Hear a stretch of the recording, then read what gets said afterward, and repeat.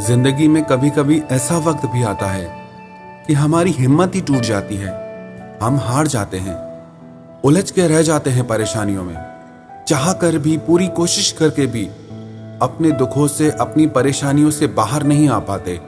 समझ ही नहीं आता कि हमने ऐसा क्या गलत किया है जिसकी वजह से हमें इतना दुख मिल रहा है, जिसकी वजह से हम इन परेशानियों में उलझ के रह गए हैं। कुछ अच्छा ही नहीं लगता, किसी बात में खुशी नहीं मिलती, मन मायूस हो जाता है। लगता है कि कोई आए और हमें इस दुख से बाहर निकाले, हमारी परेशानियों से बाहर निकाले, कैसे भी हमारे दिल का दर्द खत्म हो जाए।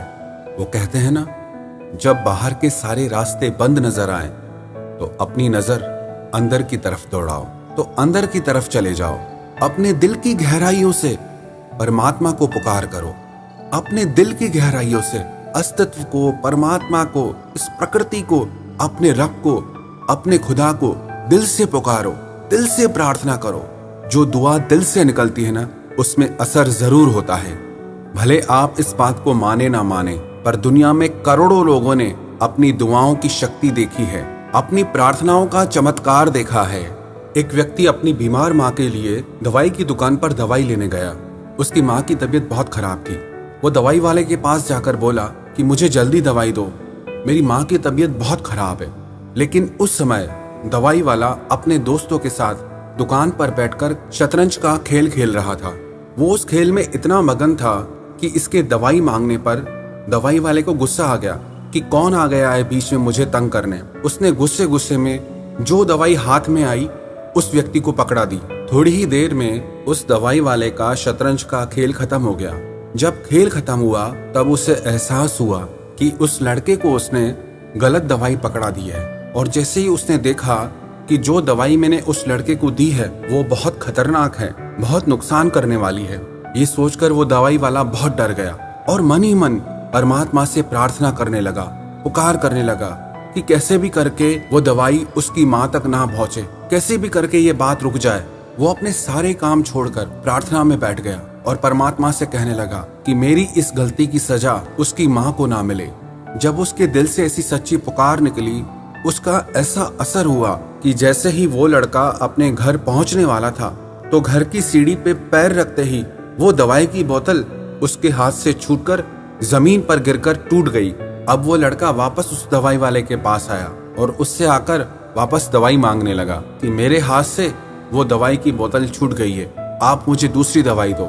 उसकी ये बात सुनकर वो दवाई वाला हैरान हो गया कि परमात्मा कैसे रक्षा करते हैं, कैसे हमारी प्रार्थना को सुनते हैं। फिर उस दवाई वाले ने उसे सही दवाई देकर कहा कि मुझे इसके पैसे नहीं चाहिए, आप ये दवाई अपनी माताजी को पिलाइए, वो जरूर स्वस्थ हो जाएंगी। जहाँ पर इंसान को ये लगता है ना कि मेरी ताकत नहीं चलेगी, अब मेरे बस की बात नहीं, जहाँ ये लगता है कि अब मैं कुछ कर नहीं सकता, फंस गया हूँ। कहते हैं ना, जो बात दवा से बन न सके वो बात दुआ से होती है। कई बार जो बात हमारी ताकत से नहीं हो पाती, हमारी दुआओं से हो जाती है, हमारी प्रार्थनाओं से हो जाती है।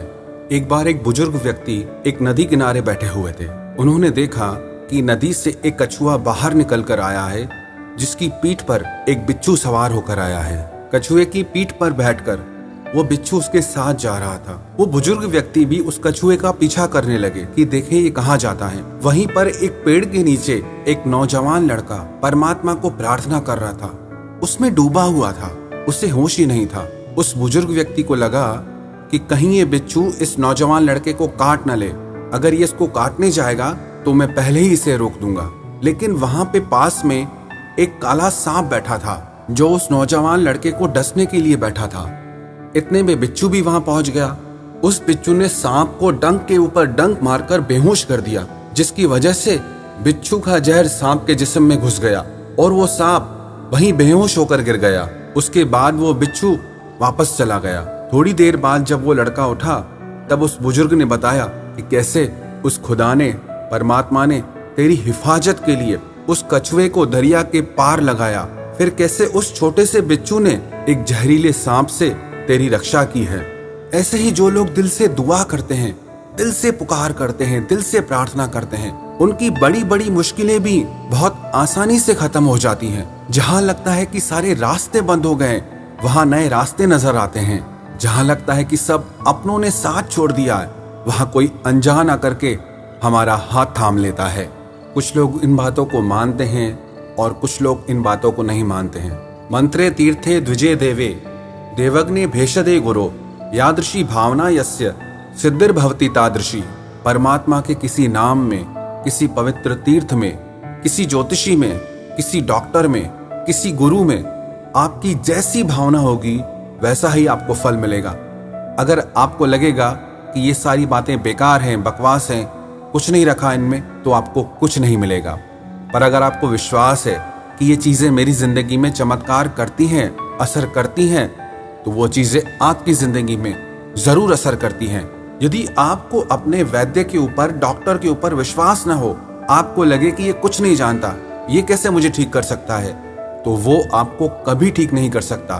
और अगर आपको उसके ऊपर विश्वास है कि ये मेरे रोगों को बहुत अच्छे से समझता है, ये जरूर मुझे ठीक कर सकता है, तो उसकी दवाई आपको जरूर असर करेगी। सारा खेल आपके विश्वास का है।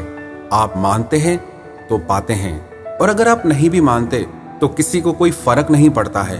अगर आप प्रार्थना की शक्ति में नहीं मानते तो इसके लिए कोई आपसे लड़ने नहीं आएगा, कोई आपको समझाने नहीं आएगा। पर मैं इतना जरूर कहना चाहूंगा कि दुनिया में करोड़ों लोग जो दुआएं करते हैं, प्रेयर्स करते हैं, प्रार्थना करते हैं, अरदास करते हैं, उन लोगों ने जो पाया है, जो जाना है, वो झूठ नहीं है।